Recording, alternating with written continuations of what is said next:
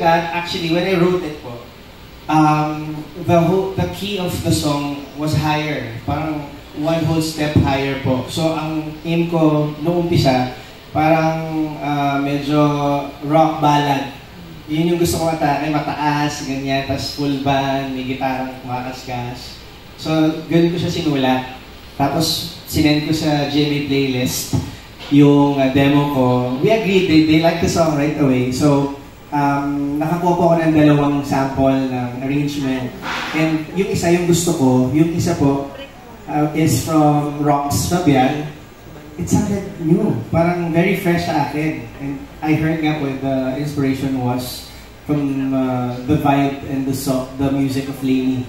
So yun yung napakinggan ko. Yun din yung na-feel ko. So parang, this is something different. This is something new na hindi pa narinig from me. And as you all know, yung audience ngayon, parang mostly they are on TikTok.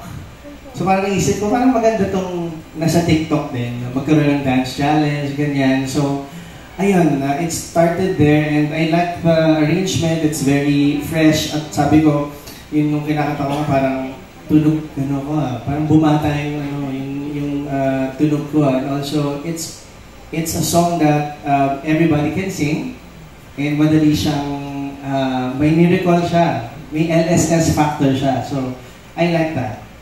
And yung dancing naman,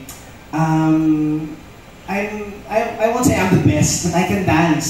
Siguro kung nakanood kayo ng All Out Sunday, Studio 7, I dance there also. And in my history of work, nung nasa banda ako, full band kami, so show band kami. We sing and dance. So I can dance talaga. Pero yung mga TikTok dances, hindi ko na kasi siya ginagawa ngayon kasi parang it's not for me, but you know, kailangan mo sumabay. So parang we thought na hanapan natin ng right person to choreograph, to create something from that song. And then marami kami mga tinap ng mga dance artists. Pero itong, kasi nakita niyo sa music video, may group, may dance group. Aside from the PhD dancers na yung two ladies sa kasama kanina, si Lani and Reggie. Sila yung Mastermind, if you know Mastermind, yung group. They're very famous sa pagpapasikat ng mga dance challenges and they have a lot of followers on TikTok at sa kanya-kanya nilang mga social media. So, my manager, he tapped Mastermind and then may konting backstory about it. So, it's also, it's a job that requires creating and also, syempre, as a business ngayon, digital lang talaga. So, pinagkakakitaan din ng mga artists yung digital side ng trabaho, yung pagpo-post ganyan. So, they gave us a prize for yung requirement na kailangan mag-choreograph and mag-dance nga sa music video. So, binigyan nila kami ng talagang yung totoong presyo nila. Pero hindi siya nagbasa. Si Christian ng Mastermind, yung leader. Hindi niya nabasa yung pangalan ko sa dulo na para sa akin yung choreography.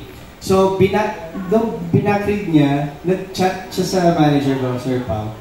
Parang sabi niya, uy, that's for Anthony Rosado. Eh, si Anthony, waray-wara yan. So, my dad is from Samar and I studied there for 2 years. First year, second year high school. So, magaling ako magwaray. So, meron kaming backstory pa rin Mastermind na hindi ko alam. Na wala akong idea, hindi ko na maalala, tagal na. Naalala ko na lang nung nakwento ni Christian na, uy, meron tayong moment sa noong 2018, bago pa lang po ako sa showbiz, na nagkaroon kami ng time na nagkasama kami sa dressing room, na over here ko na nagwawaray sila. Nakipagkwentuhan ako sa kanila. So, malaki pala yung apekto sa kanila nung ginawa ko, hindi nila makalimutan.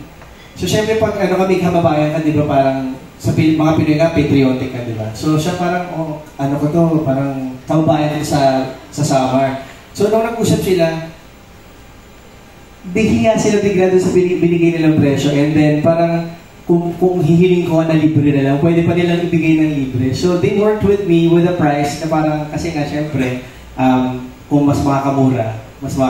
Anyway, to cut it short, nag-pay off yung pagiging nice ko sa kanila. And ayun nga, nagusto ko yung choreography nila kasi may sense lahat, pang TikTok, maganda. So ayun, I thank Mastermind for doing the choreography and for dancing for me sa music video niya.